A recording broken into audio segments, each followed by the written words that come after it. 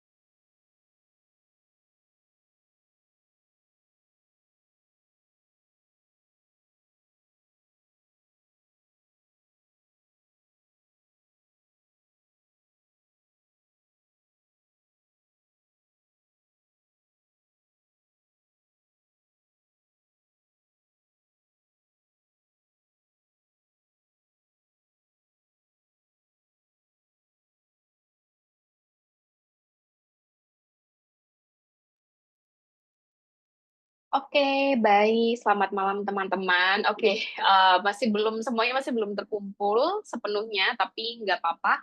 Kita mulai aja, sudah jam 7 lebih 5. Oke, jadi sebelumnya Saya buka dulu ya. Assalamualaikum warahmatullahi wabarakatuh. Selamat malam semuanya. Welcome to the TN Webinar Series. Jadi, setiap minggunya biasanya kami mengadakan beberapa webinar yang berkaitan dengan persiapan study abroad. Nah, contohnya kalau yang sekarang adalah tentang gimana caranya teman-teman yang mau keluar negeri, terutama ya, eh, pilih program atau major dan juga kampus atau universitas yang teman-teman inginkan. Ini tidak hanya untuk beasiswa satu atau dua aja, tapi mostly bisa untuk beasiswa yang teman-teman targetkan juga, entah itu misalnya kalau teman-teman mau ke Korea, berarti mungkin teman-teman bisa mempersiapkan metode ini untuk pemilihan kampus GKS, atau mungkin yang teman-teman yang mau ambil chevening, atau AAS, LPDP terutama, dan sebagainya. Jadi ini sangat-sangat general, teman-teman bisa gunakan untuk kasih pertimbangan sebenarnya teman-teman mau ke jurusan apa dan universitas apa. Kayak gitu. Oke, jadi sebelum kita mulai, seperti biasa, tak kenal maka tak sayang. Oke, perkenalkan nama saya Dwi Sari Puspaningtyas. Teman-teman bisa panggil Dwi, bisa panggil Sari juga. Feel free. Oke, sebentar. Next dulu. Oke, jadi recently, kalau untuk dari segi akademiknya, saya adalah lulusan dari kampus yang namanya Johns Hopkins University, tepatnya di kampus Public Health-nya, yaitu Bloomberg School of Public Health. Major saya adalah Human Nutrition, jadi saya lulusnya dengan gelar Master of Science in Public Health atau MSPH. Mungkin kalau bingung ini gelarnya apa, kayak gitu ya. Jadi saya sekolah dengan beasiswa LPDP tahun 2019. Jadi saya awardee yang udah lama banget, 5 tahun yang lalu, tahun 2019. Jadi saya lulus tahun 2019 di bulan Juli, SKL-nya sudah keluar. Agustus saya langsung daftar LPDP yang batch kedua, kayak gitu ya. Dan alhamdulillahnya juga saya langsung dapat gitu. Jadi tinggal mempersiapkan LOE-nya aja. Jadi mungkin kalau teman-teman ada yang relate dengan saya tipe awardee yang cari beasiswa dulu baru cari kampus kayak gitu. Jadi kita secure fundingnya dulu baru secure kampusnya. Nah, tapi ada beberapa orang juga yang sebaliknya. It's fine, nggak ada masalah. Kayak gitu ya. Terus waktu saya kuliah, saya juga dapat research grant dari kampus. Saya dapat research grant ke India. Dan tahun 2022-2023, karena kalau di program kami itu tidak diwajibkan research sebenarnya. Jadi teman-teman boleh magang, boleh research, terserah. Itu menurut saya adalah salah satu keunggulan program studiku. Nah, uh, di Hopkins itu teman-teman untuk S2-nya ya, bisa research atau bisa magang, terserah. Dan untuk tesisnya, kita tidak bilang tesis, tapi namanya capstone. Dan pada saat itu saya berkesempatan untuk bisa intern di salah satu agensi PBB, yaitu yang namanya Food and Agriculture Organization. Mungkin teman-teman yang di bidang agriculture atau pangan, atau mungkin gizi, biasanya agak sedikit tahu nih tentang ini. Dan so far sekarang saya jadi konsultan di World Bank yang di United States, cuman saya bekerja remote dari Indonesia. Kayak gitu. Oke, jadi sekedar FYI aja buat teman-teman yang tahu kayak kok bisa sih kadang ada orang-orang yang penasaran di balik awardee LPDP itu orangnya kayak gimana. Kayak gitu. Nah, jadi kalau misalnya teman-teman mau daftar beasiswa apapun, biasanya mostly mereka akan cari orang-orang yang mereka punya kapasitas sebagai leader, mereka punya inovasi, dan mereka punya yang namanya passion untuk pengabdian masyarakat, atau intinya kayak mengabdi ke negaranya gitu kan, ke negara asal atau negara tujuan nih, tergantung sama yang kasih beasiswa ya. Kalau misalnya mungkin pemerintah UK gitu kan, mungkin di beasiswa Chevening, nah mereka pengen orang-orang yang bisa berkontribusi untuk UK dan juga Indonesia. Jadi itu tidak selalu ada, tapi mostly kebanyakan seperti itu.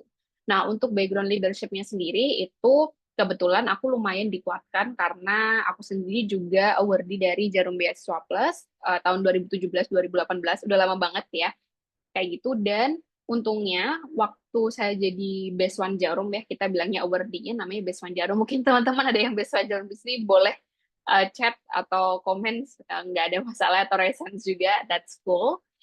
Saya dulu waktu di sebagai Best One Jarum ini kita punya yang namanya Community Empowerment Program, jadi program pemberdayaan masyarakat. IG-nya masih ada sampai sekarang kalau mungkin teman-teman mau cari tahu gitu ya. Jadi kita bikin yang namanya keripik tomat nih di sini @daumato. Kalau teman-teman lagi kayak kepo-kepo gitu kan di IG kayak gimana. Jadi kita menyelesaikan masalah bahwa ternyata di desa Tegalwaru itu di daerah Malang ya, mau ke arah Batu itu ada desa yang namanya Tegalwaru dan mereka ada problem di mana kalau misalnya panen tomat nih, nah yang namanya buah yang habis dipanen itu kan biasanya volumenya banyak dan harganya bisa turun drastis to the point yang bahkan nggak bisa dijual kayak gitu. Jadi sama mereka sering banget tomat-tomat ini dibuang gitu, benar-benar dibuang gitu aja di rumput-rumput gitu kan. Jadi kita bikin gimana caranya supaya kita menyelesaikan masalah ini dan akhirnya tomat-tomat itu yang kita transform, kita ubah jadi produk keripik tomat at Daumato ini kayak gitu. Kalau untuk aktivitasnya sendiri kita uploadnya di akun IG lain yang namanya @keluarga.tomat. Nah, di situ mulai kita cari ada market research-nya, ada seminarnya dan sebagainya di situ kegiatannya. Tapi kalau produknya mungkin teman-teman penasaran seperti apa, ada di @daumato. Ini sekedar a little bit of the background ya. Oke, mungkin teman-teman yang mau dapat atau mengincar beasiswa, nah bisa dipersiapkan dari sekarang. Oke, nah sekarang pertanyaannya, Kak, aku mau kuliah, tapi aku nggak tahu mau ambil apa. Mungkin teman-teman ada yang SMA kelas 12, atau mungkin ada yang S1 udah lulus, atau S1 mau lulus gitu kan. Aku pengen keluar negeri, Kak, aku pengen sekolah lanjut, tapi aku nggak tahu mau kemana. Nah, itu sebenarnya secara detail, kita punya ada yang namanya 4 proses tuh. Jadi mulai pemilihannya, choosing, listing, preparing, dan juga contacting. Jadi pilih dulu, setelah dipilih kita ngelis, setelah itu kita prepare dokumennya apa aja, dan juga kita ngekontak advisor-nya. Ini jika diperlukan. So remember ini tidak hanya didesain untuk anak-anak yang mau S2 saja. Jadi kalau teman-teman juga mau S3 terutama berkorespondensi atau meng-email advisor itu sangat-sangat diperlukan ya, itu sangat-sangat penting untuk melihat kecocokan teman-teman research-nya sesuai atau tidak dengan advisor yang akan membimbing kalian. Oke, now first thing first, harus gimana? Kita cek dulu, kita pilih dulu. Teman-teman mau ke universitas apa dan juga majornya apa. Gitu. Nah, gimana caranya? Oke, there are a lot of sites yang teman-teman bisa buka. Ini contohnya. Nah, nanti tenang aja, teman-teman bakal dapat materinya, bakal dapat recordingnya. Kalau kalian males, kalian bisa tinggal kopas. Kalau misalnya kalian lebih penasaran sekarang, kalian bisa googling. Nah, ini ada banyak banget caranya untuk teman-teman tahu major apa sih yang berkaitan dengan apa yang teman-teman minati. Kayak gitu. Misal nih, kalau aku pribadi ranahnya adalah nutrition. Nutrition itu kalau di master nggak cuma tulisannya nutrition aja, ada macam-macam.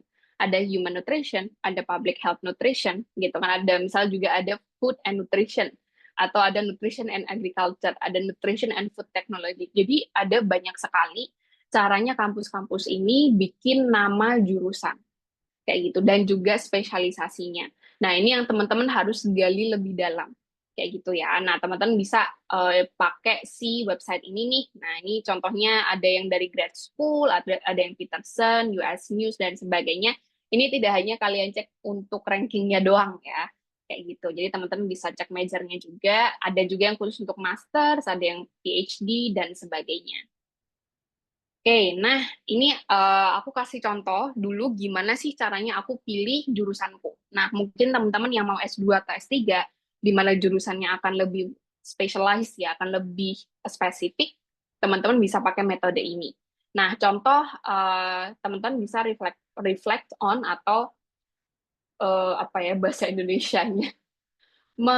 Ya, you're reflecting on your previous program. Kalian S1-nya itu apa gitu. Kalian bisa coba cek gitu kan misalnya oh aku di nutrition gitu contohnya ya jadi kebetulan aku itu lulusan dari Universitas Brawijaya jadi waktu dulu banget nama majornya adalah ilmu gizi atau nutrition science kalau dalam bahasa Inggrisnya jadi it's very broad dan di situ saya dikenalkan yang namanya S1 itu sangat-sangat luas sekali tapi di situ saya dikenalkan dengan berbagai jenis bidang gizi yang mungkin bahkan listnya ada lebih dari ini tapi ini yang saya paling mulai dari gizi klinik, gizi ada yang namanya food service and management. Jadi kalau misalnya mungkin tentang QC, dan juga hal-hal yang berkaitan dengan food industry, itu bisa berkaitan dengan food service and management-nya juga.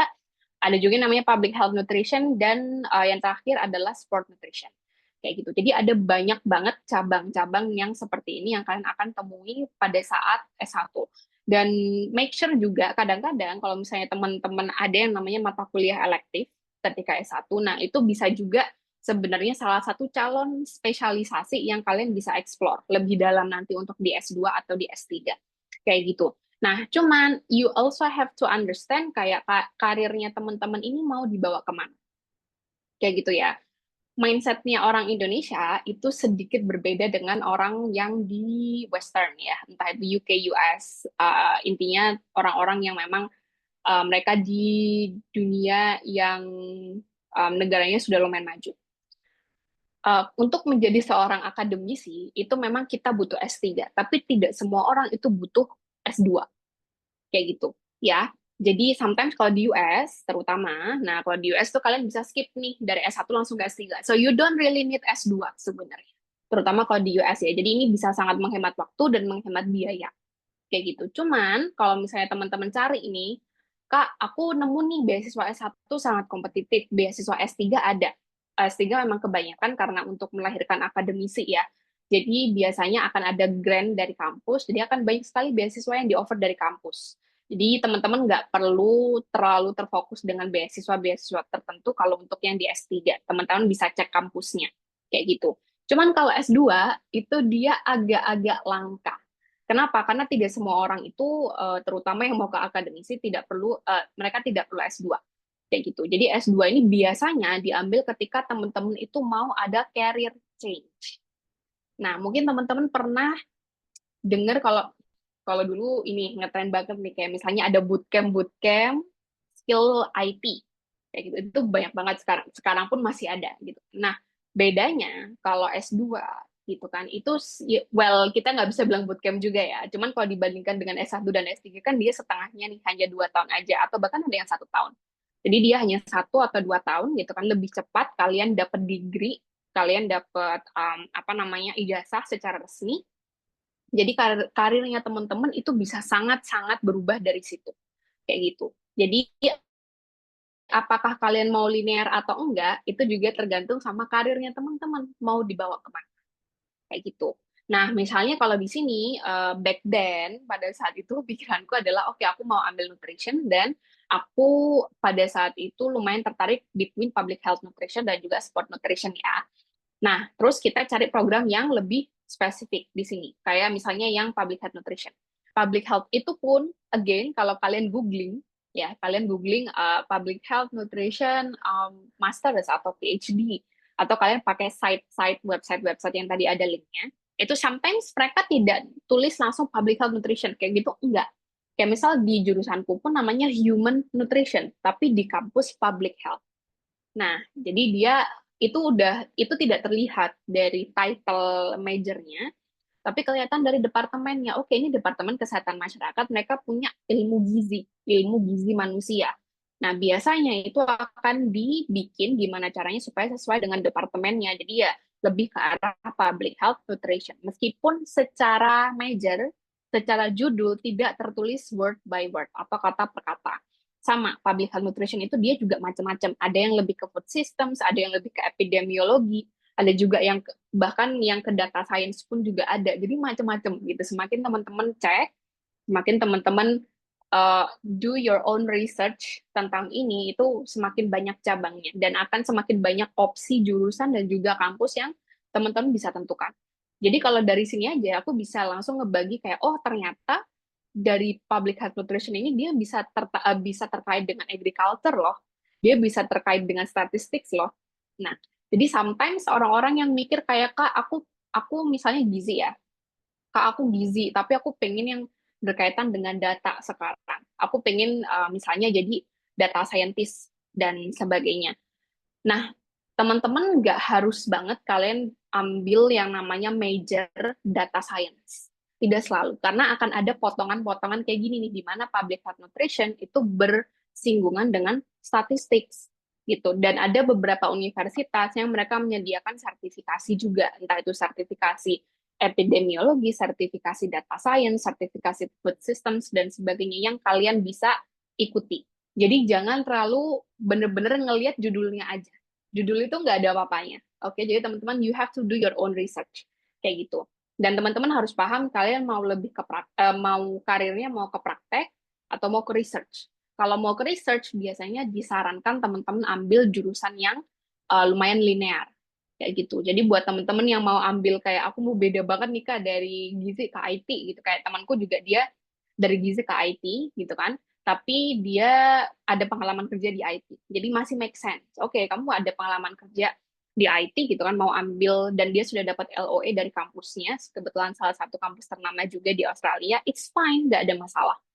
Kayak gitu ya. Kalau misalnya memang mau career changing. Tapi kalau untuk research, disarankan teman-teman yang linear. That's why, kalau misalnya kita dibilang kayak apa sih rencana jangka pendek, jangka menengah, dan juga jangka panjang kalian itu semuanya ada hubungannya dengan ini.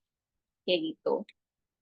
Oke, nah sekarang gimana sih caranya cari universitas yang punya program tersebut? Jadi untuk cari major dan juga universitas itu teman-teman bisa pakai dua metode ya. Sebenarnya ini sama aja, cuma dibalik-balik. Kalian mau cari programnya dulu atau kalian mau cari universitasnya dulu. Nah, kalau di sini kalian cari programnya dulu. Misalnya nih, di sini teman-teman bisa lihat ini contohnya di Peterson's ya. Oke, di Peterson's Grad School Search Engine.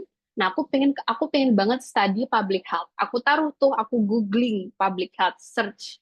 Aku kasih enter. Ketemu graduate school-nya. Ini adalah cara program dulu baru ke university. Kayak gitu. Terus teman-teman bisa lihat juga. Nah, so it really depends, tergantung sama mindsetnya teman-teman juga. Ada beberapa orang yang mindsetnya kayak, aku nggak peduli Kak mau rankingnya berapa, yang penting aku keluar negeri. Ternyata mungkin kampus yang di luar negeri ini dia rankingnya bahkan di bawah dari kampus yang di Indonesia. Who knows? Itu bisa bisa banget terjadi. Tapi ada juga anak-anak yang Kak, aku mau keluar negeri, aku mau di kampus yang terbaik, sure silahkan kayak gitu. Nah, jadi teman-teman bisa cek general rankingnya nih, misalnya kayak oke ranking ini bisa terganti setiap tahun dan tergantung juga dia di ranking dari apa kayak gitu ya. Misal di sini kelihatan nih University of Oxford nomor satu, Harvard University nomor dua, Cambridge sama Stanford dia nomor tiga bareng dan sebagainya. Nah ini teman-teman bisa cek dia di ranking dari apanya sih kayak gitu dari dari jumlah studentnya atau dari lulusannya, profil lulusannya, dan sebagainya, teman-teman bisa kepo-kepoin yang bagian ini. Nah, teman-teman juga bisa cek misalnya comparison-nya nih, Kak, aku pengen, waktu itu aku kampusnya di Johns Hopkins ya. Hopkins itu dia, FYI buat teman-teman yang tidak tahu, ini adalah kampus yang agak sedikit tidak terkenal di mata orang-orang yang tidak terlalu tahu kesehatan atau public health. Karena orang-orang, everyone knows what Harvard is. Semua orang tahu Harvard itu apa, Stanford itu apa, gitu kan. Semua orang tahu, tapi tidak semua orang tahu Johns Hopkins University. Kayak gitu ya. Oke, nah terus emangnya kenapa Kak? Nah, kalau misalnya kalian sudah tahu nih, aduh aku bingung Kak, Hopkins sama Harvard gimana? Dan FYI aja, Hopkins itu kalau dari segi ranking mungkin akan sangat jauh dibandingkan dengan Harvard kalau secara overall. Di sini ya teman-teman bisa cek.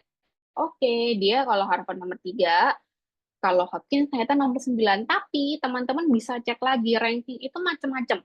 Jadi ada yang bisa per subjek kayak gini. Oh, misalnya dia dari life science, dari public health dan sebagainya.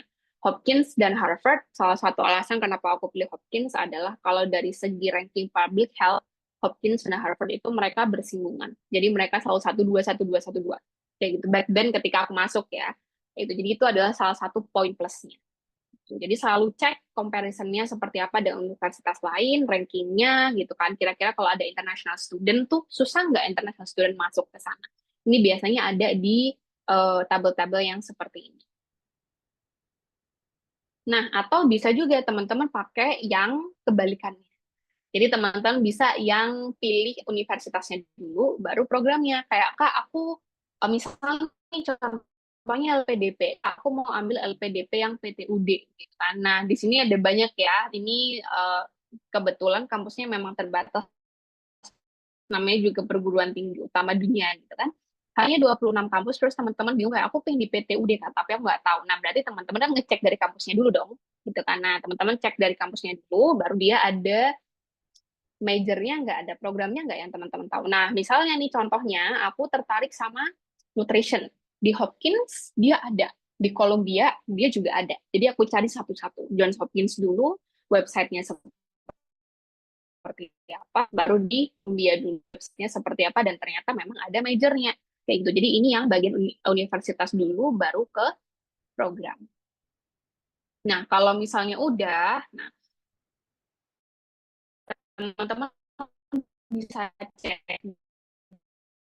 dari universitas dan juga program kurikulum. Mungkin kita kalau misalnya ada waktu kita akan coba satu contohnya ya. Oke, ada length of study. Kalau kalian kuliah itu berapa lama? Apakah 1 tahun, 1,5 tahun, 2 tahun, 3 tahun? Ya, rankingnya, specialization-nya atau minornya, terus aja yang wajib, apa aja yang elektif, atau apa aja yang mata kuliah pilihan gitu kan. Terus mereka ada research grant nggak? Kalau research kalian dikasih duit nggak? Atau misalnya kalian harus cari dana sendiri? Itu labnya gimana? Fakultasnya gimana? Student organization-nya, other facilities, tuition fees, dan sebagainya. Jadi emang cari kampus dan juga cari major itu capek, lama, nggak bisa sistem kebut semalam. Kayak gitu. Ya, well, it is what it is gitu. Again, saya bilang ini namanya proses eliminasi secara natural orang-orang yang memang mau keluar negeri dan enggak. Kayak gitu. Jadi ini memang hal yang teman-teman harus dan wajib gali. Seperti itu. Nah, ini contohnya. Jadi kalau misalnya di kampusku gitu kan, itu langsung kelihatan gitu websitenya waktu dibuka, oke, ada career opportunities, teman-teman bisa cek. Kalau misalnya lihat kayak, Kak, kalau misalnya masuk universitas ini nanti aku jadi apa? Ada tulisannya career opportunities atau alumni dan sebagainya. Kak, kalau aku ke sana nanti tesisku mau nulis apa? Ada di sini tulisannya MSPH capstone. Ya, praktikum atau kompetensinya, kursesnya apa aja. Kalau kalian penasaran kan nanti aku belajar statistik nggak ya, aku belajar ini nggak, aku belajar biologi nggak, kimia nggak, dan sebagainya. Kalian bisa cek. Kak, kalau misalnya aku udah baca tapi masih ada pertanyaan lebih lanjut, saya harus tanya kemana? Jangan tanya ke alumni, nggak ada gunanya. Ya, ini adalah hal yang sering sekali saya temukan. Just because saya alumni Hopkins, terus kalian mau ke Hopkins juga, terus kalian bakal nanya ke saya. In my opinion, itu bukan tanggung jawab saya. Karena ini sifatnya administrasi. Kayak gitu. Kalau misalnya ada yang terganti dan sebagainya, ya kalian harus tanya ke mereka. Kalian harus tanya kemana? Ke CP-nya. CP-nya yang mana? Ini contohnya. Ada kata-kata contact us. Itu CP ditaruh di situ buat kalian berkorespondensi dengan orang yang ada di situ. That's their jobs. Oke? Okay? Jadi jangan nanya alumni masalah kurikulum yang terlalu dalam dan sebagainya. Kalau experience, oke, okay, nggak ada masalah. Tapi kurikulum itu very administrative, jadi teman-teman harus mulai biasakan tahu bertanya itu ke siapa, untuk hal apa, kayak gitu.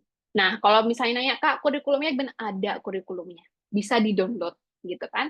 Ada praktikumnya, capstone-nya, core kompetensi ini, bahkan ada katalognya, ada kalendernya juga. Kalian bisa cek, kalian ujian kapan, mulai kursnya kapan, semuanya ada. As long as you read it. Again, kita bilang seleksi alam, mana orang yang mau baca dan mana yang enggak. Itu kalian bisa sangat-sangat langsung terseleksi. Kayak gitu. Nah, faculty pun juga, Kak, nanti aku diajar sama siapa? Ada. Pasti ada tulisannya. Ini bahkan nanti kalau misalnya kalian cek nama-namanya, kalian klik, itu keluar biografinya. Beliau lulusan mana, jurnalnya tentang apa, dan sebagainya. Itu pasti ada. Nggak mungkin nggak ada.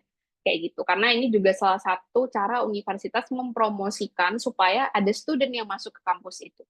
Kayak gitu. Kalau nggak ada gimana, Kak?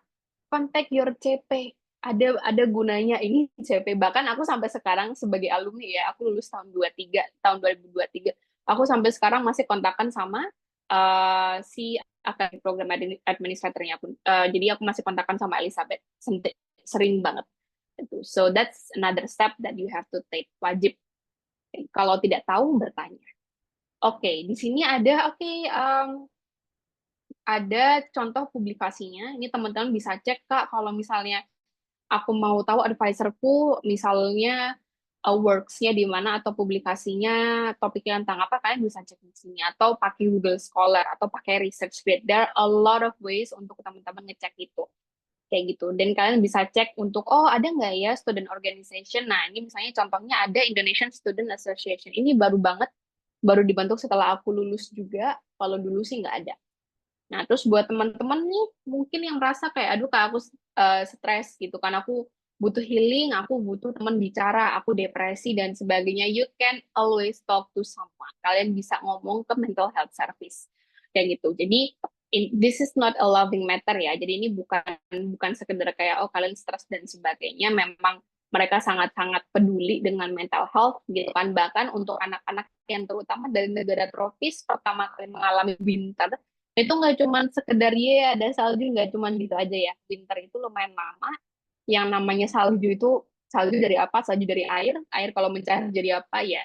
Jadi air. Si es mencair jadi apa ya? Jadi air gitu. Air kena debu jadi ya air yang berwarna tidak karuan gitu kan. Jadi pada saat winter tidak sehijau biasanya, tidak ada bunga dan sebagainya. Dan memang ada yang namanya winter depression kayak gitu. Jadi kalau misalnya butuh apa-apa, cek apakah mereka punya mental health service atau tidak. Oke, terus cek juga environment-nya teman-teman kayak gimana. Jadi terutama kalau yang di US, sebenarnya ini bukannya mau menakut-nakuti, but you also have to understand your environment, gitu kan? Kayak neighborhood-nya yang safe, yang dangerous itu yang mana? Apakah dia lebih terdominasi sama student atau sama worker atau sama family? Ini penting banget buat student, bayangin kalau kalian lagi UTS atau UAS statistik, bingung masalah data dan sebagainya, tiba-tiba kalian ngedengar mungkin di sebelah ada family gitu kan. Nah, no offense buat teman-teman yang mungkin bawa keluarga gitu kan, bawa anak kecil dan sebagainya, tapi sometimes ada juga residents yang mereka memang membatasi bahwa nggak bisa apartemen ini hanya untuk student. Kenapa? Karena untuk ketenangan belajarnya. Tapi ada juga apartemen yang campuran. Nah, terserah teman-teman lebih suka yang mana, lebih prefer yang mana. Ada beberapa teman-teman yang lebih pilih student karena lebih tenang, gitu kan. Dalam artian kayak itu kalau UAS atau UTS pasti tenang banget gitu kan karena semua pada belajar atau di perpus gitu kan. Tapi ada juga yang lebih pilih sama yang campuran karena menurut dia kayak kalau melihat ada family, ada anak, itu lebih refreshing daripada yang student aja kayak gitu. So it's completely up to you. Nah, sama housingnya juga teman-teman harus mikir apakah nanti kalian akan stay di kampus atau akan stay di luar kampus gitu ya. Sometimes kalau undergrad biasanya kalian akan disediakan asrama.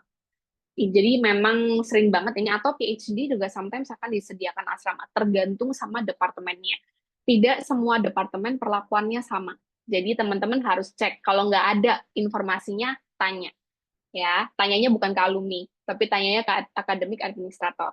Itu cek public transportnya seperti apa, grocery store-nya gitu kan. Kalau misalnya kalian udah tahu kampusnya di mana gitu kan. Kalau misalnya kalian pengen tinggal di neighborhood tertentu, jauh nggak dari situ.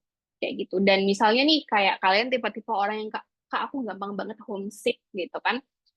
Kalian bisa cek di dekat situ ada nggak sih yang jual misalnya makanan Indonesia dan sebagainya. Nah, itu lumayan penting juga sih untuk kesehatan mental. Kayak gitu. Cek juga apakah kalian nanti akan mengalami shock culture yang parah banget, karena terutama kalau di US, itu kita nggak punya bidet ya. Jadi mungkin teman-teman agak sedikit kesusahan atau kayak annoyed aja karena tidak ada water jet atau bidet untuk ya melakukan your business in the toilet kayak gitu. Um, Oops. Oke, cek juga karir prospeknya seperti apa. Nah, ini ada contohnya. Ini pasti ada. Kalau kalian tidak tanya alumni, kalian bisa lihat di website atau paling gampang kalian bisa stalking di LinkedIn. Oke, itu adalah sosial media yang paling gampang banget kalian nge-stalk. Tinggal dicari aja tuh nama nama majornya atau nama programnya itu biasanya keluar kayak gitu. Entah mereka jadi alumni atau current student, nah kalian bisa lihat nih profilnya mereka seperti apa. Oke, kalian habis habis lulus mau jadi apa atau bakal bisa jadi apa? Ada nggak karir mentoringnya? Kebetulan Hopkins kita punya mentoring session namanya One Hop Mentoring. Aku sekarang juga join. Alumni networknya gimana? Gitu kan untuk yang teman-teman mau ambil PhD atau postdoc kira-kira seperti apa? Nah, ini sangat-sangat bisa dicari. Jadi website itu sangat komprehensif. Kalian bisa benar-benar cek gitu, kayak kalian habis lulus mau jadi apa kayak gitu.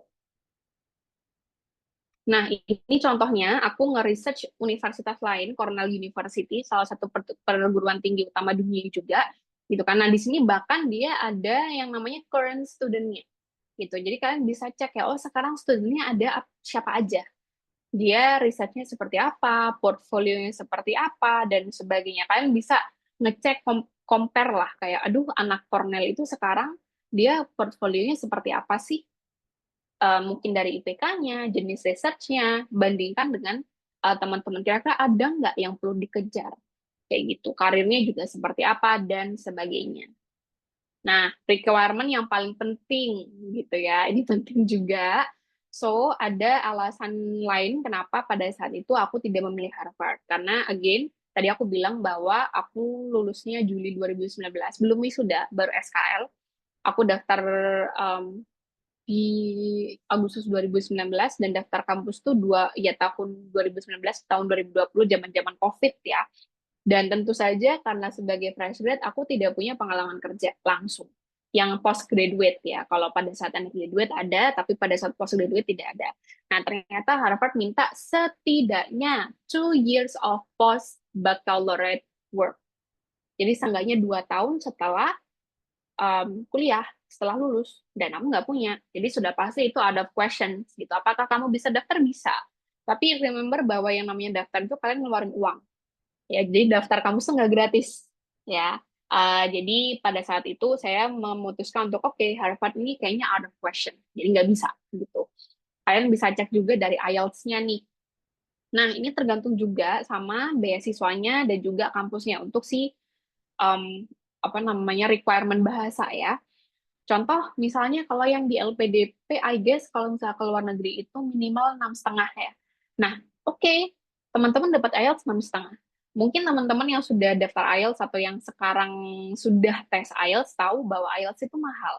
Dia 3.200.000 setiap kali tes dan belum tentu kalian dapat skor yang kalian inginkan.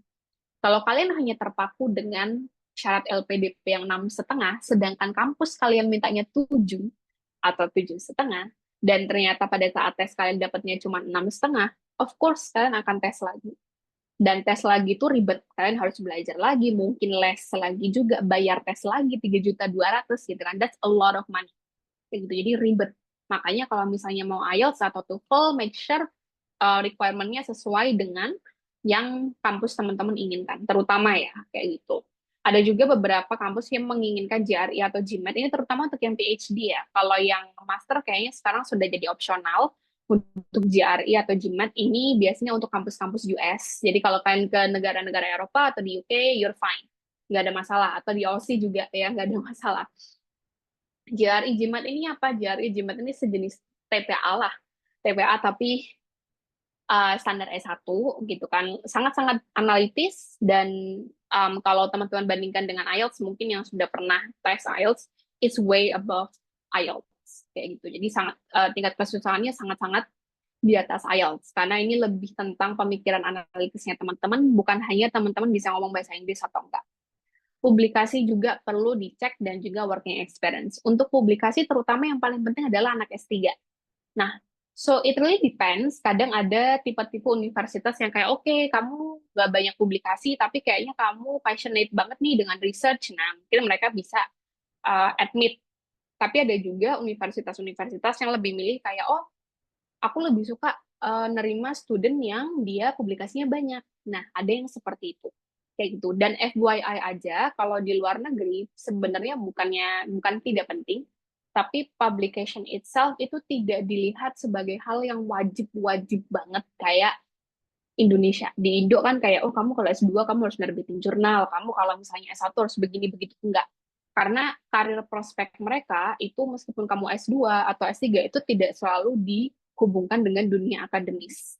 Kayak gitu. Mungkin kalau PhD iya, tapi kalau master itu enggak. Kayak gitu. Jadi it's all good, nggak ada masalah gitu. Jangan terlalu berpikir bahwa kayak kamu harus banget menciptakan jurnal atau kamu harus banget daftar dengan jurnal dan sebagainya. Nggak harus, malah yang sebenarnya disukai adalah pengalaman research-nya. Karena there are a lot of things yang bisa menghambat kalian publish jurnal dan orang-orang pasti paham. kayak gitu. Jadi tenang aja, aman. Oke, nah kalau kalian udah tahu, ini bisa teman-teman cek ya, bisa teman-teman bikin checklist atau list kayak gini. School name-nya apa, secara akademik dia kayak gimana, environment, career, dan juga current student-nya seperti apa. Kak, ini kok ribet banget sih, kok thorough banget. Well, it depends. Kalian mau jadi awardee atau enggak?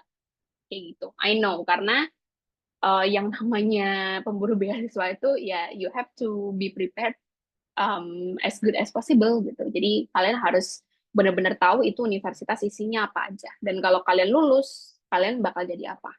Kayak gitu. Jadi jangan sampai itu hanya sekedar sekolah yang kalian masuki karena kalian quote unquote belum dapat pekerjaan. It's not as easy as it sounds. Ya. Oke, setelah itu teman-teman bisa klasifikasi kampus dan juga programnya. Klasifikasi aja dari list yang banyak, cari mana sih yang ideal, yang paling misalnya ambitious kayak gitu, yang kayak contohnya Ivy League, Harvard, Stanford dan teman-temannya itu mungkin.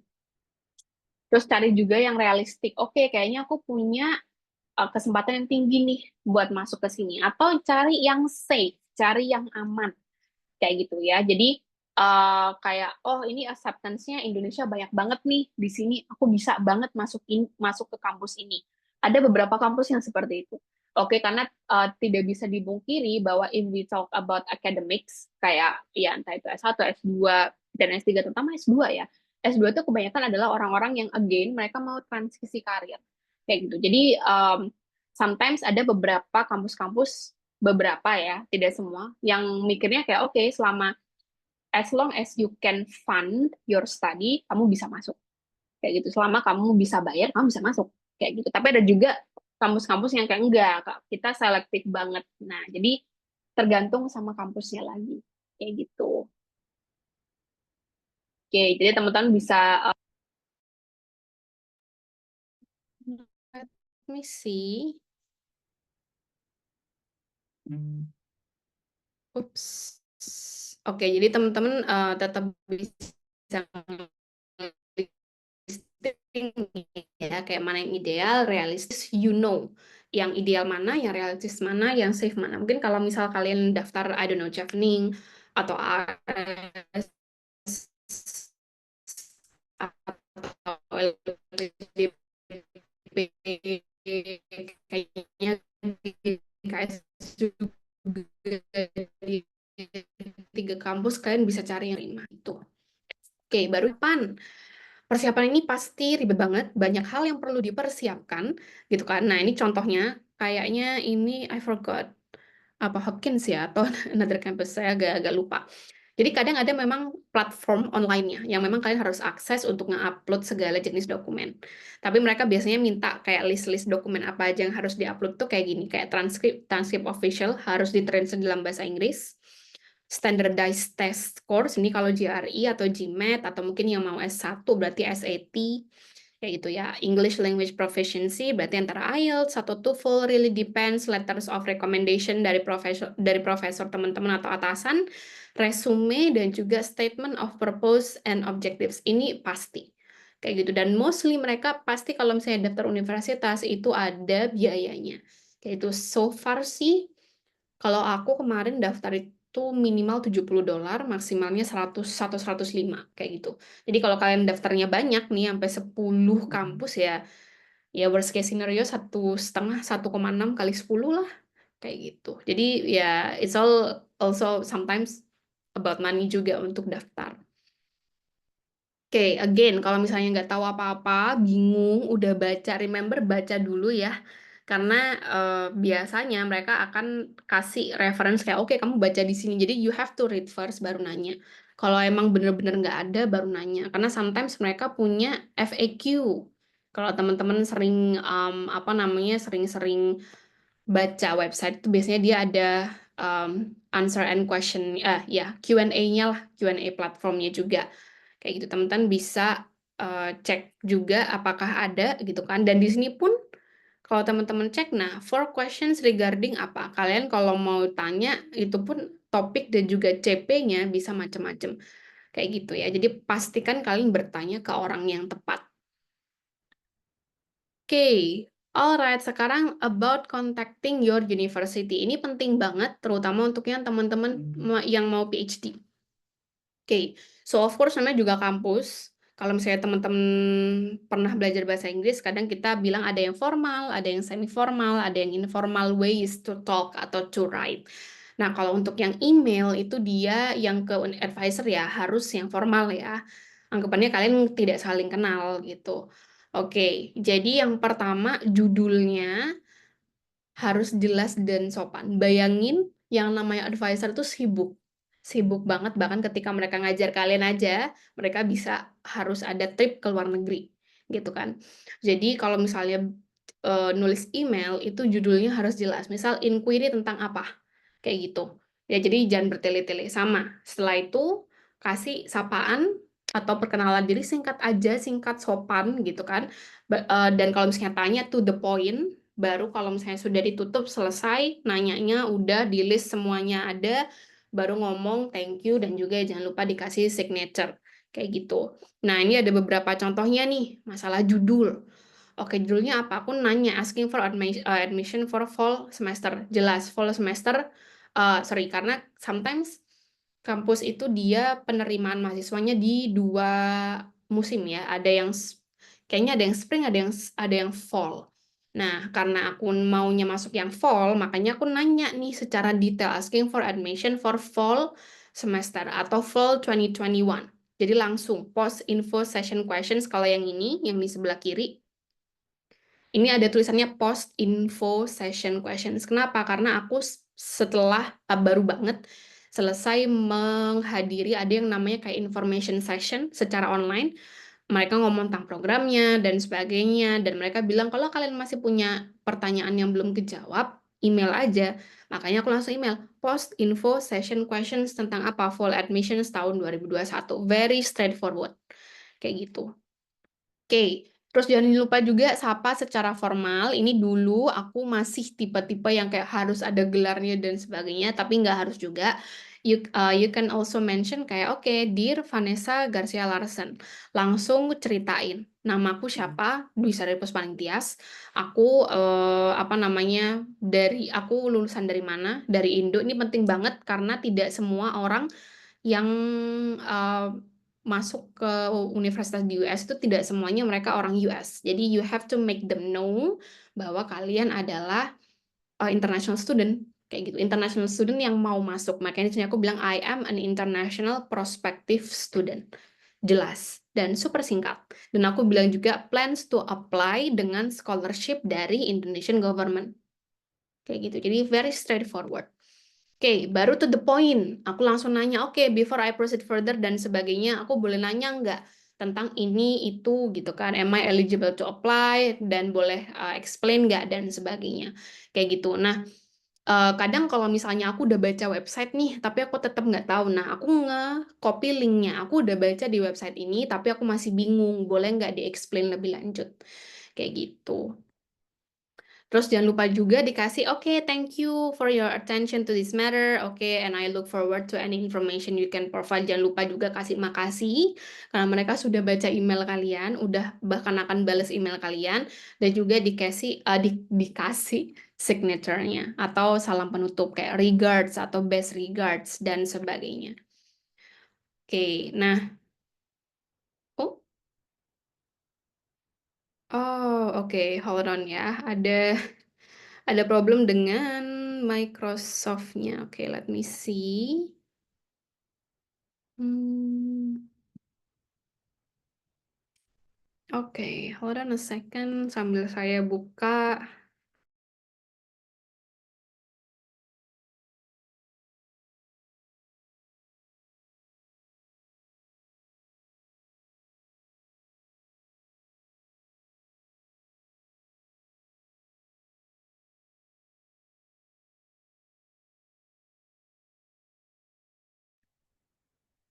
Oke, right.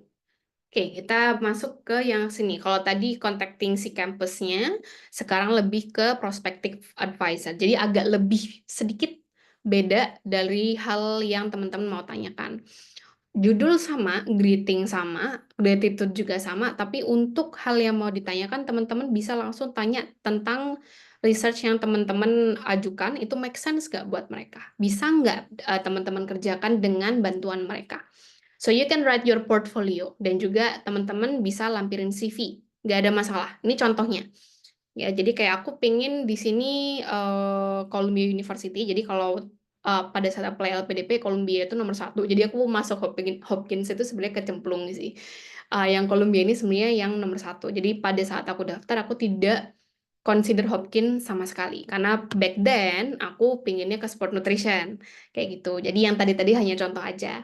Kayak gitu ya. Oke, di sini dia bilang I have a great interest towards sport nutrition dan kenapa. Nah, di sini pun aku langsung ngomong gitu. I would like to comprehend deeply. Aku pengen tahu tentang omega 3 supplementation dan sebagainya. Kayak gitu. Kenapa? Karena dulu aku eh, researchnya pada saat S1 tentang omega 3, suplementasi omega 3. Kayak gitu. Jadi aku langsung bilang kayak aku pengen research omega 3 begini begini begini begini, pakai apa aja, kualitatif, kuantitatif, pakai pakai alat apa, variabel apa yang mau diteliti juga, dan aku email beliaunya gitu. Dan ternyata beliaunya bilang kayak oh ternyata si beliaunya ini, Ibu Karennya ini, beliau bilang oke, unfortunately I'm not currently conducting research. Aku lagi nggak ada research gitu, dan juga ternyata dia nggak full time faculty, jadi dia ngajarnya kayak part time gitu. Jadi dia tidak bisa nge-guide aku further gitu. Padahal kan kalau misalnya advisor tuh kalian butuhnya yang full time. Seperti itu. Ini contohnya kayak gitu. Nah, ini beberapa format yang teman-teman bisa pakai gitu kan. Oke, subjeknya apa? Expression of interest, misalnya PhD atau master position. Ini biasanya untuk PhD sih. Hal yang kayak gini biasa PhD. Kayak gitu. Dear profesor siapa atau dear dokter siapa, really depends. Sometimes orang yang sudah PhD itu belum tentu profesor ya. Kayak gitu. So you can say I hope this message finds you well. Teman-teman bisa jelaskan kalau kalian sudah dapat funding. Misalnya di sini I'm an awardee of a fully funded PhD scholarship misalnya, gitu ya. Oke, aku pengen apa namanya punya atau dapat position di sini, gitu kan. Aku dapat degree S1-nya atau S2-nya yang aku udah lulus tuh di sini dan sebagainya, kayak gitu. Terus S1 kalian sudah ngapain aja? Nah, apa yang bikin kalian mau kerjasama dengan advisor ini atau bapak ibu ini, gitu kan? Dan topik researchnya teman-teman apa? Kayak gitu. Jadi jangan bawa kosongan ya, terutama PhD. PhD, I'm not too sure, tapi pada saat masters itu aku bawa konsep as deep as possible, gitu. Konsepnya mulai dari ya variabelnya apa, aku nanti pakai fasilitas yang mana, lab yang mana, gitu kan. Dan semuanya itu ada di website. Kayak gitu. So, again, reading is really important. Kayak gitu. Jadi nggak semuanya itu harus sesuatu yang kalian nanya ke orang, tapi kalian bisa baca. Kayak gitu. Terus bisa ditutup, I would like to inquire regarding the availability of positions dan juga funding. Misalnya kalau ternyata kalian tidak dapat scholarship dari eksternalnya, gitu kan. Kayak gitu. Dan yang paling penting adalah do not contact more than one professor at the same unit at the same time. Contoh, kalian mau daftar tahun ini, persis kalian ada dua profesor yang kalian kasih email, itu bikin bingung. Karena pasti profesor itu they will talk to each other, tidak mungkin tidak gitu kan. Karena pasti ada yang namanya rapat ini, rapat itu gitu kan. They will talk gitu kan. Jadi pilih salah satu aja yang sangat-sangat menurut kalian mendukung researchnya atau studinya teman-teman. Kayak gitu. Oke, I think that's all. Kalau dari aku pribadi, oke, ini lumayan komprehensif sih cara milihnya. Oke, tapi again, kalau misalnya teman-teman tidak praktekkan, pasti banyak pertanyaannya juga, banyak hal yang teman-teman nggak paham. Oke, any questions mungkin? Kita nggak buka batch-batchan, jadi you can ask dan aku bisa langsung jawab. Alright. How is it? Kalau misalnya malu mau raise hand, bisa tanya di chat. Atau yang mau raise hand, boleh. Gimana?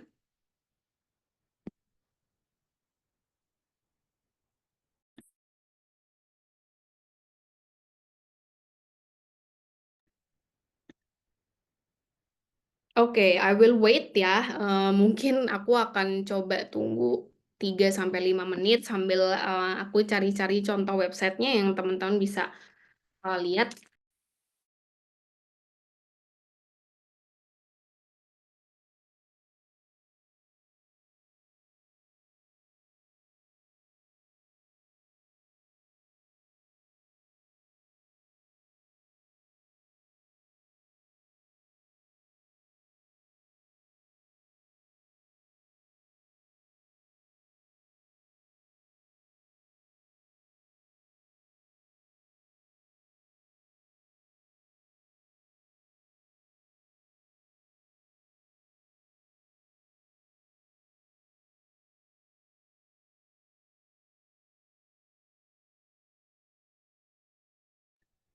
Oh, okay, I see a question. Okay, good. Thank you.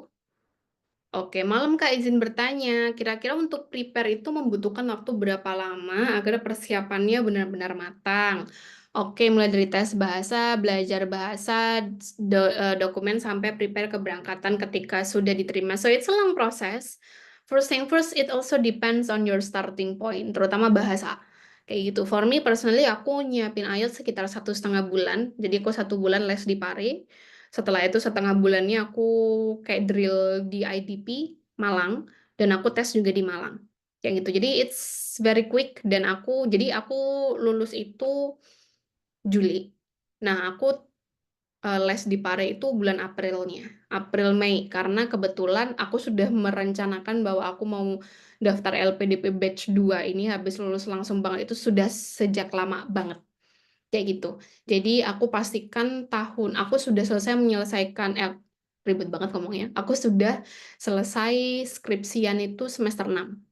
Jadi semester 6 aku sudah sidang gitu kan, paling tinggal revisi-revisi dikit, nggak perlu penelitian, jadi 78 pure kosong kecuali untuk kayak KKN sama mata kuliah pilihan. Jadi aku kayak semester 78 tuh udah kayak nggak ada beban kayak gitu. Jadi semester 8 Aprilnya aku apa namanya ambil les di Pare 1 bulan selesai yang intensif banget itu.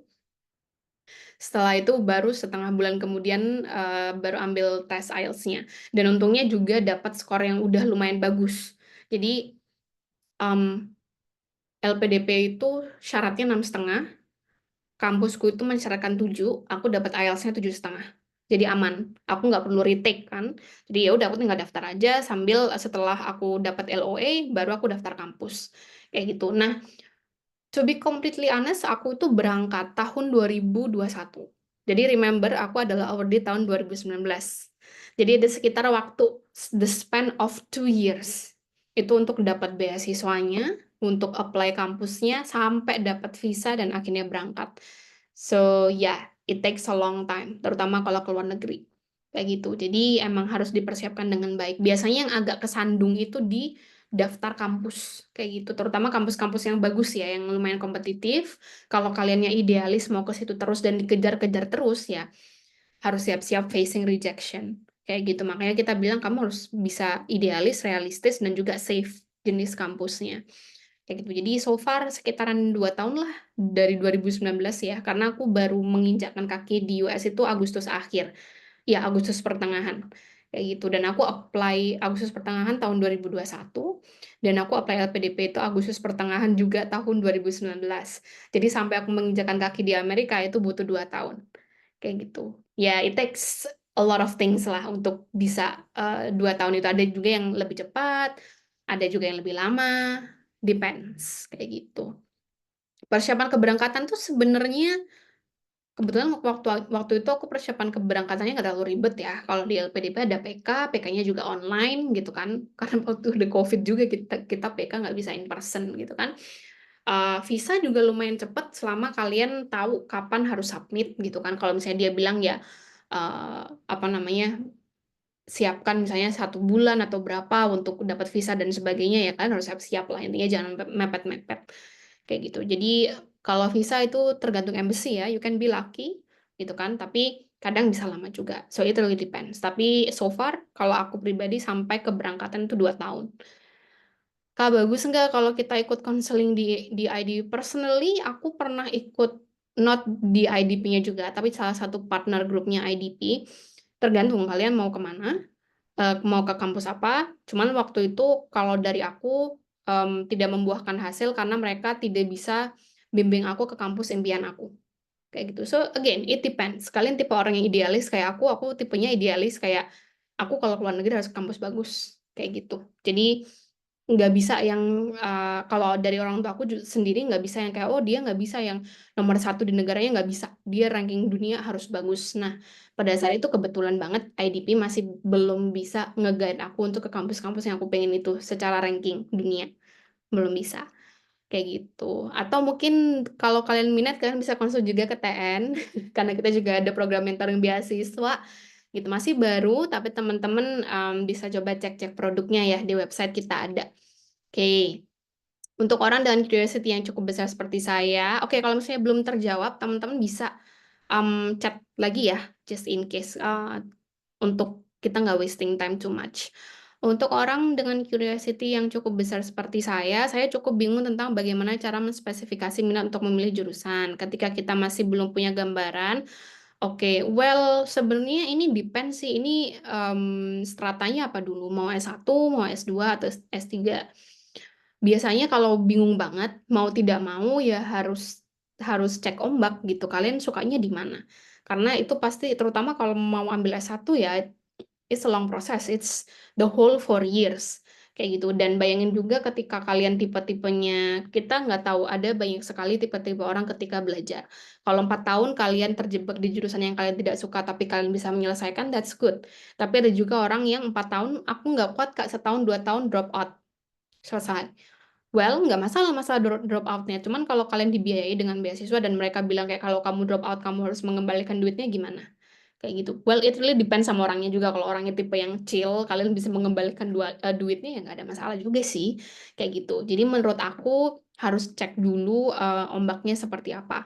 Kalau aku dulu, aku tidak mempromosikan, tapi dulu ikut ala-ala apa sih tes yang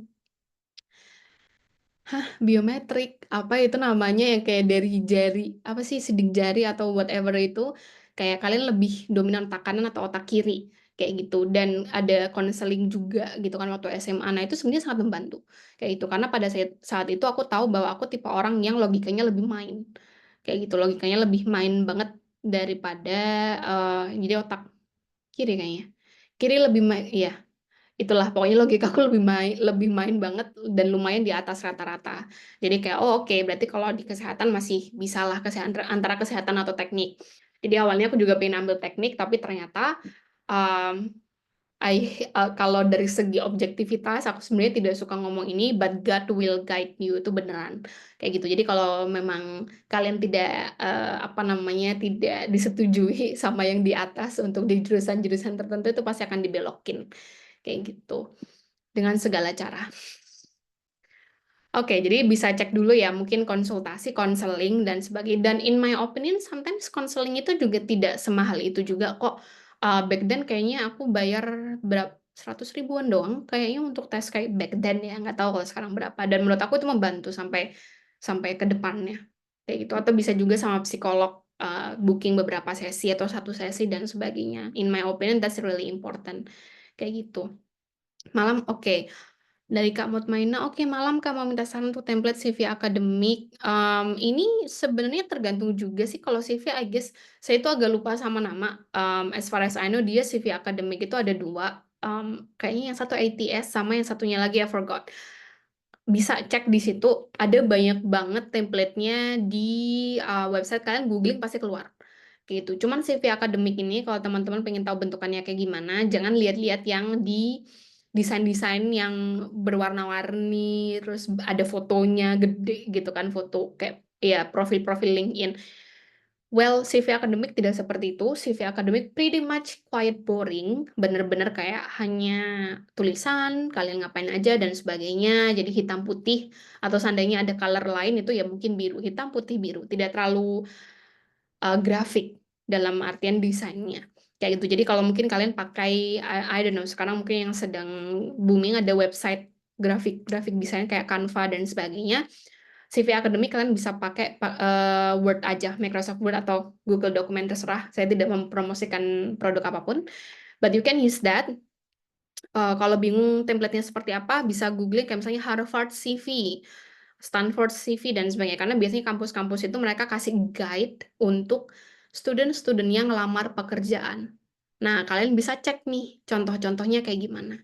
Kayak gitu. Jadi so far untuk kayak gini kan bisa kepo-kepoin universitas your dream university misalnya dan sebagainya. Dan di situ biasanya bahkan if I'm not mistaken aku bahkan masih punya juga file Harvard itu dia bahkan ada kayak suggestion kata-kata yang bisa dipakai dalam bahasa Inggris ya, obviously. Kayak ya performed, conducted, dan sebagainya.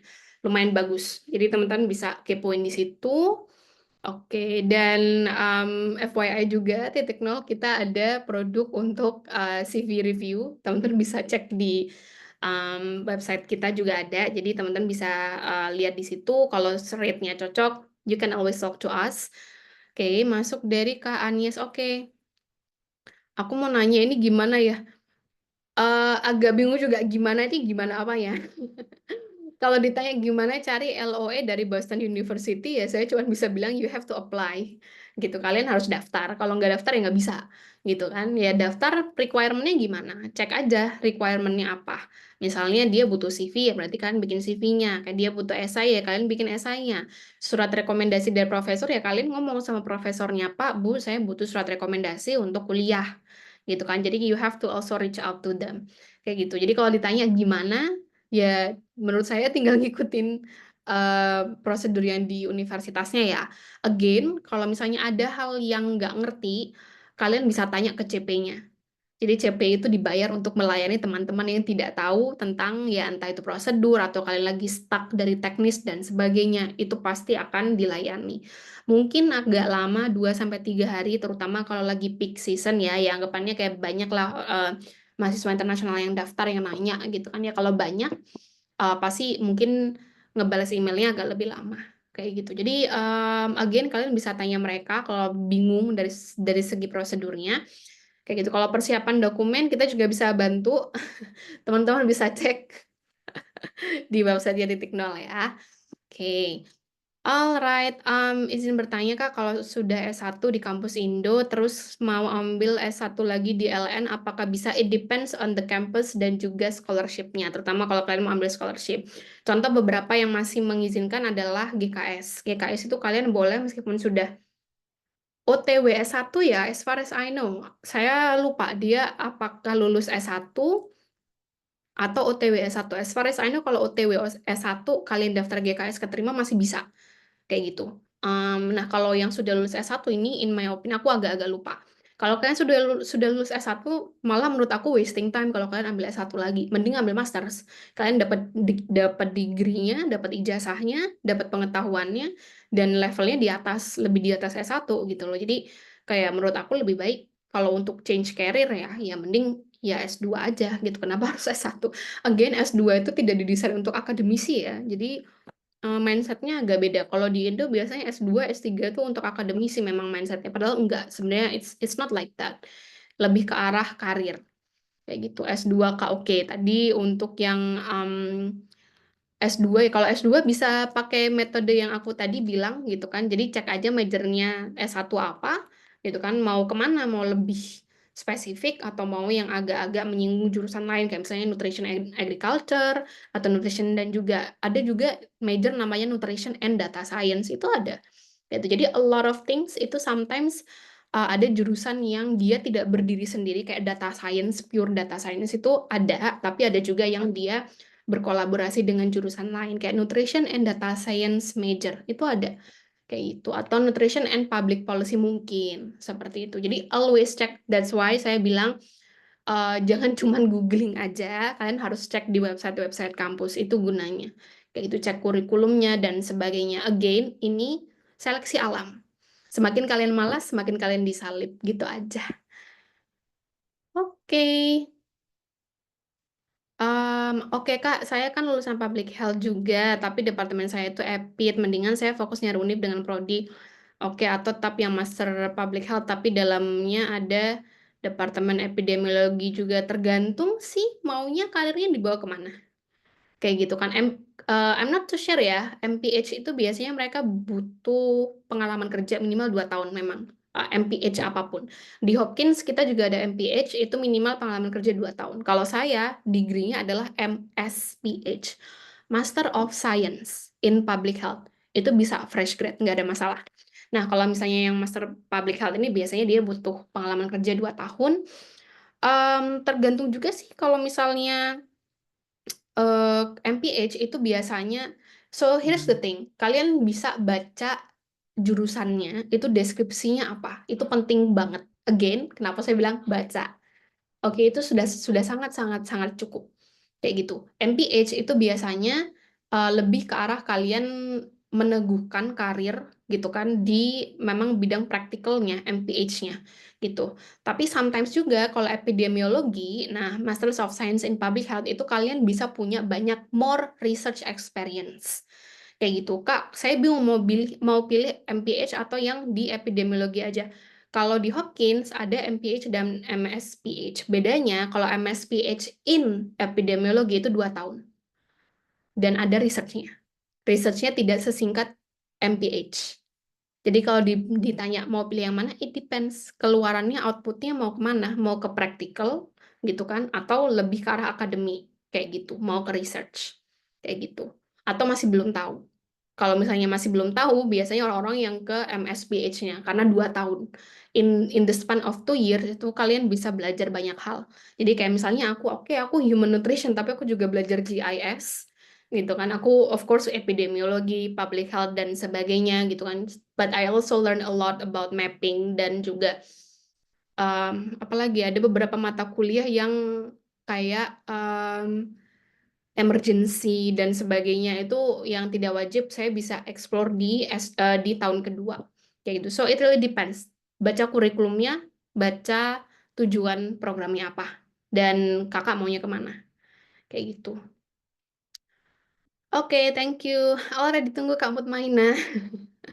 Ya karena sekarang lagi rame juga ada beberapa yang mau daftar GKS, ada yang jualan kokorn dan sebagainya.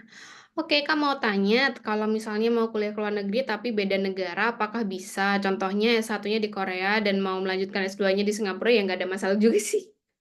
As far as I know nggak ada masalah ya. Kan banyak juga anak-anak S1-nya di Indo, S2-nya kemana? Ke luar negeri gitu kan. Cuman ya, again, kalian harus melakukan a very deep research tentang ini, gitu. Jadi kadang ada beberapa kurikulum yang berbeda. Misalnya antara Indo sama US itu udah beda banget. Salah satu, jadi sebenarnya yang ke Columbia yang aku tadi tunjukin itu, aku keterima di Columbianya. Cuman karena kurikulumnya yang dari Indo itu sangat-sangat berbeda dengan S1 yang ada di US. Jadi mereka tidak bisa menyatakan bahwa aku tuh setara dengan lulusan S1-nya mereka. Jadi aku nggak bisa lanjut ke S2-nya. Kayak gitu, karena kurikulumnya.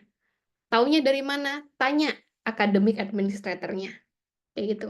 Jadi hal-hal seperti ini you also have to search, terutama untuk hal-hal yang berkaitan dengan kayak tenaga kesehatan, atau apapun yang kalian butuh credential, yang kayak sertifikasi, kayak gitu ya. Misalnya nih, aku lulusan profesi dokter lah, paling gampang. We all know profesi dokter di US. Kalau aku mau kerja di Indonesia, itu kan harus disetarakan ya dengan profesi dokter di Indo. Nah, kalian juga harus cek kayak oh prosedurnya seperti apa, bisa atau enggak, ribet atau enggak dan sebagainya.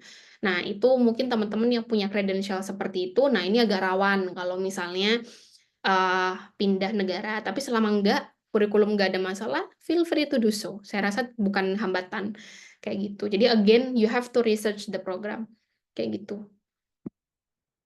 Kak, kalau SAT itu di setiap kampus wajib ya, wajib jadi syarat atau as far as I know kalau US pasti butuh SAT. As far as I know atau mungkin hal yang ya setara lah. I forgot ada yang SAT, ada yang IB mungkin dan sebagainya. Jadi saya kurang tahu ya karena SIT itu biasanya untuk anak S1. Again, tergantung sama negaranya. Kalau kalian misalnya kalau S2, S3, GRE, GMAT, ya kalau ke UK, ke Australia mereka tidak tidak perlu kayak gitu. Jadi tergantung sama negaranya. Sometimes ada juga kampus yang ngejadiin itu opsional. Jadi semenjak ada COVID itu S2 banyak banget syarat-syarat yang dijadikan opsional gitu ya. Jadi teman-teman bisa cek itu, bisa cek update-nya, kayak atau kalau misalnya mau memastikan bisa tanya academic administrator-nya. Kayak gitu. If you don't know, then ask. Kayak gitu aja. Jadi nggak perlu apa namanya terlalu takut untuk bertanya. Ya apa malu bertanya sesat di jalan tuh beneran ada kalau di luar negeri. Jadi kalian harus inisiatif cari informasi karena tidak semuanya itu informasinya akan disuplai dari orang lain.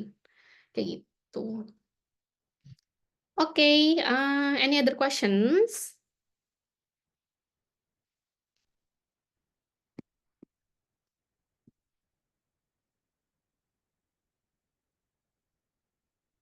Gimana? Oke, sambil saya tunggu, mungkin ada yang mau chat.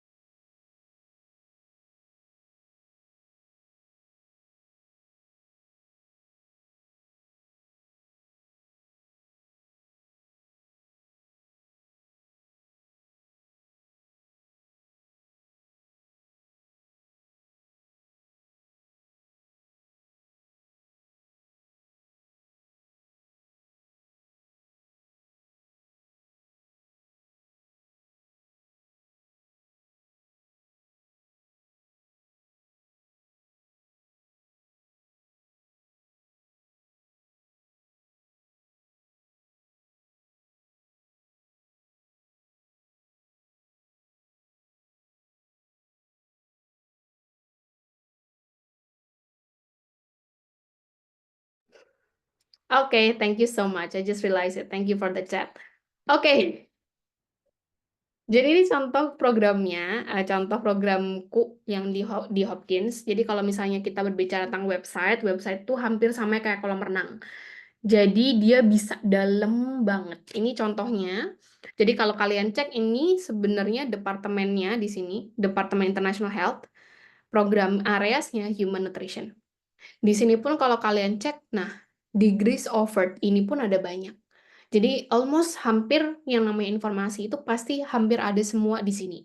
Kecuali yang personal ya, kayak gitu. Nah, bahkan ada juga Center for Human Nutrition. Di sini ada labnya. Dan di sini selalu ada kelihatan nih di bagian bawah kalau kalian bingung Kak, kampusku alamatnya di mana ada di sini. Ya kan? Kak, aku mau tahu karirnya di mana ada di sini. Ya alumni, kalender, gitu kan. Kalau ditanyain nanti kamu kalau misalnya masuk universitasnya mulai dari tanggal berapa ada kalendernya. Nggak mungkin kalian tidak tahu. Kontak us juga ada. Mau lihat IG-nya ada, Facebook-nya ada, LinkedIn-nya ada, semuanya ada. Kayak gitu ya. Dan sebagainya. So there are a lot of ways untuk teman-teman dapat informasi. Nah, ini contohnya untuk beberapa programnya Master of Science in Public Health. Nah, full time 1,5 sampai 2 tahun. Oke, di sini pun juga kalau kalian lihat ini macam-macam. Apply by Januari kelihatan, deadline-nya 15 Januari. Information-nya apa? Faculty-nya bahkan ada nih. Ya, terus kalau kalian bingung, Kak, aku pengen lihat ada nggak ya sesi Zoom one on one atau mungkin Zoom dengan bukan advance, tapi orang yang di program itu ada, pasti ada. Atau kalau tidak ada recordingnya. Oke. Nah, ini juga nih di MSPH, kalau ada yang bingung kalau aku mau MPH atau MSPH, you can read the description. The MSPH is designed to train professionals to focus on bla bla bla bla bla. Prepare students untuk apa? Bla bla bla bla bla. Kayak gitu. Ya. Oke, terus di sini teman-teman bisa cek, oke, what can you do tadi? Kalian kalau lulus dengan ini kan bisa jadi apa aja. Nah, ini ada nih. Ada yang mulai dari yang di UN, the World Bank. Kayak misal sekarang aku jadi nutrition consultant, aku kerja di World Bank. Terus ada juga yang di UNICEF, ada yang di Harvard. Temanku juga sekarang lagi jadi research assistant di Harvard, kayak gitu. Jadi macam-macam sih yang bisa dicek di sini. Terus, nah, faculty juga sangat-sangat bisa dicek nih sampai ada namanya, kalian klik gitu kan langsung kelihatan nama. Kak, aku mau kontak gimana? Ada kontak infonya. Kalian bisa kontak pakai email. Research interestnya apakah aku mau faculty yang dia research interestnya di topik ini. Cek aja research interestnya pasti ada. Publikasinya gimana Kak? Ada. Ya, see all publications, project dan sebagainya pasti ada. Tidak mungkin tidak ada. Kayak gitu. Terus kalau misalnya yang di sini contohnya nah, ini ada juga lagi MSPH in Human Nutrition, tapi yang dia sama profesi, yang sama dietitian. Nah, sama dia juga full time-nya 19 bulan gitu kan. Apa sih bedanya? Nah, mulai dari deadline-nya beda. Misinya apa nih? Ada provide a seamless dietetic education untuk mempersiapkan registered dietitian. Yang teman-teman yang kesehatan pasti paham, ini biasanya berkaitan dengan profesi ya. Kayak gitu. Nah, ini ada juga.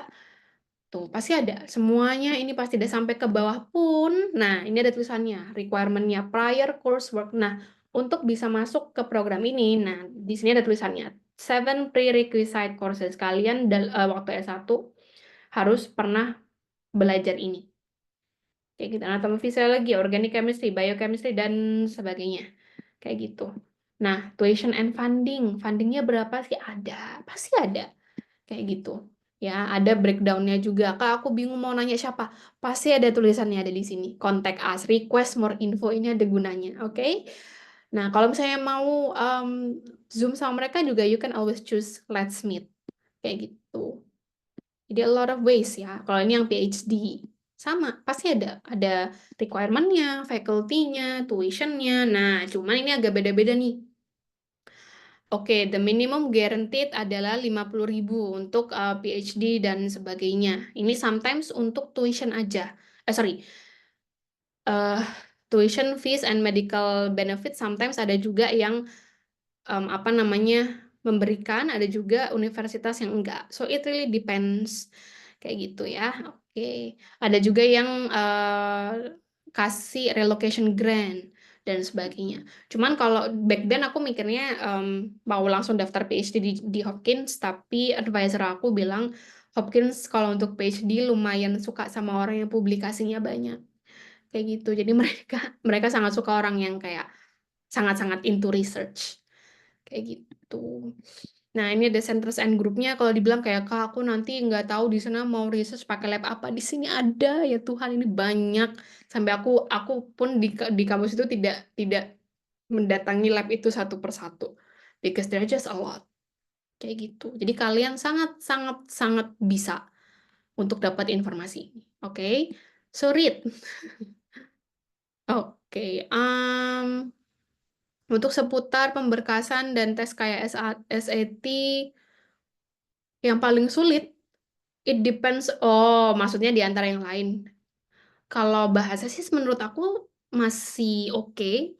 Cuman mungkin kalau SAT dan sebagainya memang harus belajar ya, karena itu konteks gitu. Karena itu misal kalian matematika atau apa, tapi di bahasa Inggris kan. Agak beda dengan IELTS yang kayak ya kalian mau mau ngomong tentang apa aja dengan berbagai level of education selama bahasanya bagus nggak ada masalah. Kayak gitu. Jadi IELTS itu menurut aku kayak yang paling bawah lah. Kayak gitu. Baru SAT atau GRE, GMAT dan lain-lain. Karena mereka melatih critical thinking skill-nya nggak cuman bahasanya kayak gitu. Itu sih yang paling tinggi karena kalau skor-skoran itu pasti kalian bertandingnya kuantitatif kayak gitu. Oke, dari KRK aku juga ngejar JHU dan jurusannya tidak ada yang kucari, yang ada jurusan yang mendekati, namun mata kuliah S1, namun ada mata kuliah S1 yang diharuskan mereka, tapi nggak ada waktu S1. Apakah bisa mengambil beberapa matkul yang diharuskan tersebut walaupun sudah wisuda? First thing first, mau ambil di mana sih? Itu yang pertama. So, in order for you to have this answer, ini harus ditanyakan ke academic administrator. It's not for me to answer again. Ini sangat administratif soalnya. Kayak gitu. Jadi kamu bilang aja, kamu mau program apa, ternyata belum dapat mata kuliah apa, gitu kan. Terus gimana caranya kamu untuk fulfill mata kuliah ini. You have to ask them. Gitu. Karena percuma kamu tanya aku ambil jawaban apa, kalau ternyata nggak sesuai, kan admission kamu yang apa namanya dikorbankan. Jadi in my opinion lebih baik tanya ke program koordinatornya. Ini contohnya si Elizabeth ya kebetulan. Tapi kalau yang lain mungkin ada. Nah, sometimes aku juga yang di Columbia itu problemnya kayak gini. Apa yang aku lakukan? Aku tanya program administrator. Kayak gitu. Karena program administrator yang tahu kalau misalnya aku harus ambil mata kuliah setelah aku wisuda, aku harus ngambil di universitas apa, harganya berapa, gitu kan, dan kenapa. Itu mereka yang bisa kasih tahu. Tidak ada orang lain yang bisa kasih tahu sebagus mereka. Kayak gitu. Dan waktu di Columbia aku dikasih bener-bener kayak listnya kamu hanya bisa ambil di universitas ini, dan ini. Karena apa? Karena pada saat itu aku COVID kan, bukan aku COVID, maksudnya kita lagi pandemi, kebanyakan semuanya online. Jadi kalau misalnya aku ambil degree, bahkan itu research, itu juga harus online. Dan mereka punya standar-standar tertentu.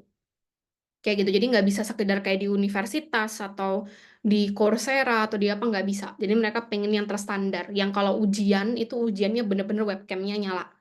Kayak gitu. Jadi bukan tipe-tipe yang kalian bisa ujian sewaktu-waktu dan sebagainya, enggak. Kayak gitu. Nah, itu kan ada standarnya. Nah, standar yang kayak gitu siapa yang tahu kampusnya? Okay, so in my opinion, bisa tanya ke mereka. Kayak gitu ya. I don't have an exact answer for that. Tapi sometimes ada juga beberapa kampus yang mengizinkan matrikulasi. Again, tahu dari mana, cek kampusnya. Atau cek akademik koordinatornya. Karena mereka yang lebih tahu. Mereka yang punya jawaban pasti. Daripada kita menduga, berasumsi. Menurut aku, lesson learn yang paling bagus adalah kalau misalnya kalian nggak tahu sebuah jawaban dari pertanyaan dan kalian berasumsi, itu sebenarnya udah salah. Kalau kalian nggak tahu, tanya ke orang yang benar dan once you get the right answer, itu baru jawabannya. Jadi kayak asumsi itu udah kayak rule out. Kayak gitu. Itu aja sih. Jadi kalian bisa tanya langsung ke orangnya ya, Kak Erik. Oke, any other questions?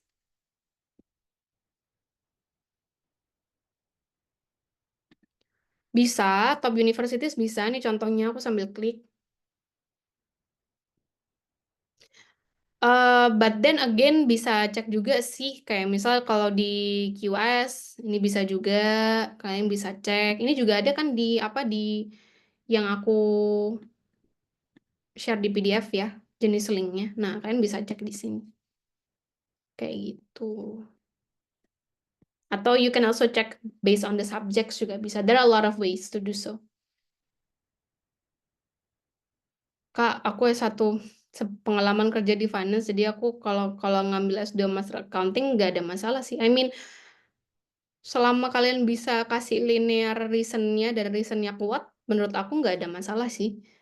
Karena aku juga menemukan banyak orang yang dapat LPDP meskipun mereka cross major, tapi ya itu ada sesuatu yang menguatkan pengalaman kerja dan sebagainya dan sangat linear juga dengan kontribusinya. Kayak gitu. Aku dulu masuk reguler, tapi kebetulan untuk jurusan gizi pada saat itu hanya diperbolehkan di PTUD. Jadi 2019 itu bener-bener kampusnya nggak enak banget. I don't know sekarang guideline-nya masih ada atau enggak. Tapi dulu bener-bener jurusan gizi itu cuma ada di PTUD. Jadi aku agak nyesel. Kenapa aku nggak ambil PTUD ya kayak gitu. Karena ternyata hanya hanya di PTUD aja. Kayak gitu sih. Oke, any other questions? Oke, kalau misalnya tidak ada, so I will close the session. Jadi teman-teman mungkin yang bisa, oke, let me see. Oke, jadi teman-teman mungkin yang mau materi dan juga recording bisa ditunggu hari Senin ya, karena besok kita libur. Tidak ada yang kerja, tidak ada yang akan ngirim teman-teman recording. So please rest assured nanti kita akan kirim hari Senin pagi lah seenggaknya. Kayak gitu. Jadi salah satu indikasi kalian bisa keluar negeri adalah menghormati mana jam kerja, mana bukan. Kayak gitu ya. Jadi jangan ditanya adminnya, they will not answer. Dan saya bilang kalau tidak di jam kerja jangan dijawab. Oke, jadi teman-teman bisa tunggu baik materi maupun si recordingnya. Oke, kalau misalnya kayak gitu, oke, dan mungkin buat teman-teman yang mau ikut program mentoring bisa cek-cek programnya TN juga. Kita ada mentoring yang parsial, yang per dokumen, mockup interview, simulasi LPDP, interview LPDP ya. Kayaknya ada juga beberapa teman-teman yang masih belum interview dan uh, ada CV review juga, recommendation letter dan sebagainya. Teman-teman bisa cek di website kita. kayak gitu. Dan kalau misalnya ada yang cocok nanti bisa hubungin CP-nya kayak gitu. Oke, I think that's all for today. Thank you so much. Terima kasih sudah hadir di webinar kali ini ya. Terima kasih sudah meramaikan dan stay sampai akhir. Jangan lupa juga dipastikan bahwa teman-teman oke joinnya sesuai dengan nama asli daftar karena nanti kita akan kirim beberapa hadiah kecil gitu ya untuk teman-teman yang sudah join. Oke, kalau gitu thank you so much for attending the session. Terima kasih teman-teman semua. Saya tutup. Wassalamualaikum warahmatullahi wabarakatuh dan happy weekend. Bye bye.